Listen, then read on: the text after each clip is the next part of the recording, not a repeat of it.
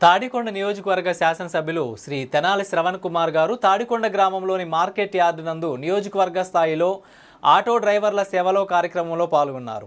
ఎన్నికలకు ముందు చంద్రబాబు గారు ఇచ్చిన మరో హామీ ఈ రోజు నుంచి రాష్ట్రంలో అమలవుతోందని, ఆటో డ్రైవర్ల సేవలో పథకం కింద 2,90,669 మంది ఆటో డ్రైవర్ల ఖాతాలోకి 436 కోట్లను కూటమి ప్రభుత్వం జమ చేస్తుందని ఆయన అన్నారు. ఒక్కో డ్రైవర్కు ఏడాదికి 15,000 రూపాయల ఆర్థిక సహాయం ఈ పథకం కింద రాష్ట్ర ప్రభుత్వం అందజేస్తోందని, తాడికొండ నియోజకవర్గంలో 1,493 మంది ఆటో డ్రైవర్లకు లబ్ధిదారులకు వారి ఖాతాల్లో నగదు జమ చేస్తున్నామని తాడికొండ శాసనసభ్యులు తెనాలి శ్రవణ్ కుమార్ తెలిపారు. అనంతరం తాడికొండ సెంటర్ వరకు ఆటోలో ప్రయాణించారు.